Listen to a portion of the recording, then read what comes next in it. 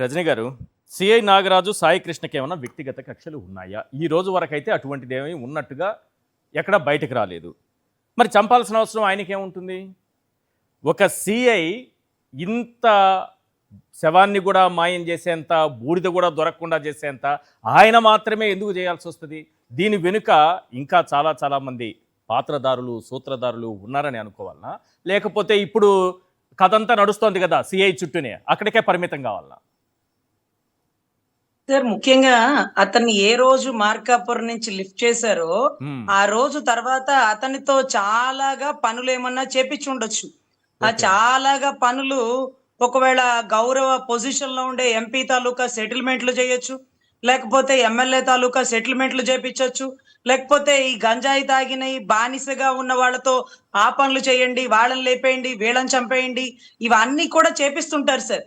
అంతా చేపిచ్చాక సార్ నేను ఎవరితో చెప్పను సార్, నా బతుకు నేను బతుకుతాను పోయి సార్ మార్కాపురం అంటే ఇవాళ కాకపోతే రేపైనా వీడు బయటకు కక్కేస్తాడు, వీడు బతకడం కష్టం, వీడు బతికితే నిజం ఇవాళ కాకపోతే రేపు వస్తుందని చంపేస్తున్నట్టుగా సినిమాల్లో చూశాను సార్. మరి ఇక్కడ ఏం జరిగిందో నాకైతే తెలియదు. అందుకని అలాంటి ఘటనలు కూడా జరిగే అవకాశం ఉండొచ్చు. లేకపోతే పర్సనల్ గా ఏముంటది సార్, 4 దెబ్బలు వేస్తారు, పోయి మళ్ళీ వారెంట్ ఉంది కదా కోర్టుకి సబ్మిట్ చేస్తారు. ఇతనితో ఏదో చెయ్యకూడని పనులు ఏమన్నా చేపించారేమో, ఇవాళ కాకపోతే రేపైనా ఇతను నోరిప్పేస్తాడేమో. అవి ఎంత పెద్ద పెద్ద పనులు!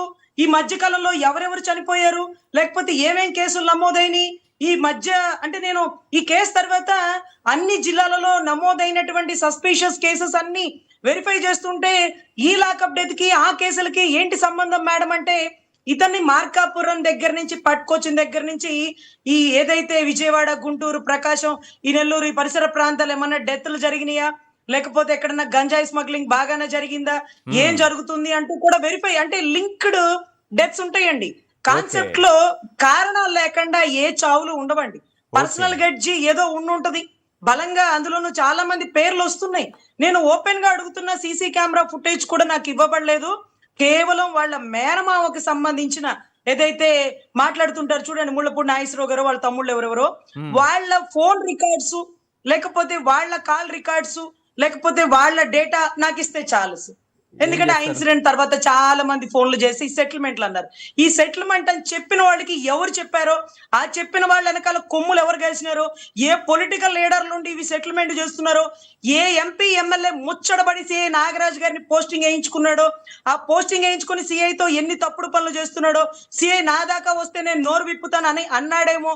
అందుకనే 2 కానిస్టేబుల్ తీసుకొచ్చి రేపు వీళ్ళు మేమే చంపేసినాం సార్, మా మీద దాడి చేసినాడు సార్, పెనుదాడిలో కొట్టగా చనిపోయాడు సార్ అని వాళ్ళు ఒప్పుకున్న ఆశ్చర్యం లేదు.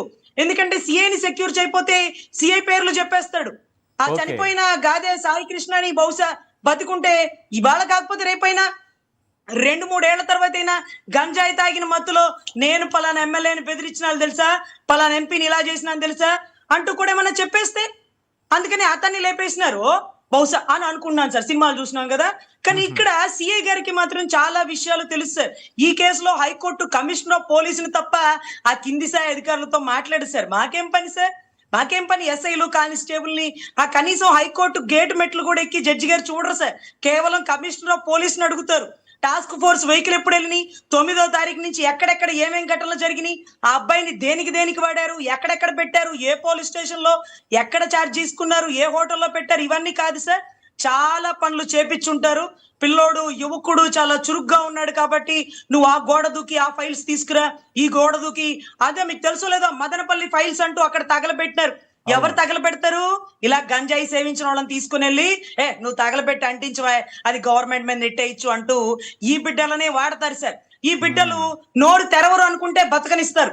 ఒకవేళ నోరు తెరుస్తాడేమో అనుకుని ఎవరికైనా ఫ్రెండ్స్ కి చెప్తాడేమో అనుకుంటే కేల్కతం దుకాన్ బంద్ అని అయ్యే అవకాశాలు కూడా ఉన్నట్టు సినిమాల్లో చూసినాం సార్ అని నా చిన్నపాటి డౌట్స్ సార్. చాలా బాగుంది సినిమా. మీరు చూసిన సినిమా ఏ సినిమా చూసారే కానీ చాలా మంచి సినిమా చూశారు. ఏదో మలయాళం డబ్బింగ్ తెలుగులో చూసినట్టున్నారు. కరెక్ట్గా చెప్పేశారు మొత్తం. ఈ దృశ్యం సినిమాలో కూడా ఈ ఆధారాలు చెరిపేయడంలో వీళ్ళు చేసింది, ఆ దృశ్యం సినిమా వాళ్ళు కూడా చూసినట్టున్నారు. కాబట్టి ఆధారాలు చెరిపేయడంలో వాళ్ళు సినిమా స్టైల్నే ఫాలో అయ్యారు.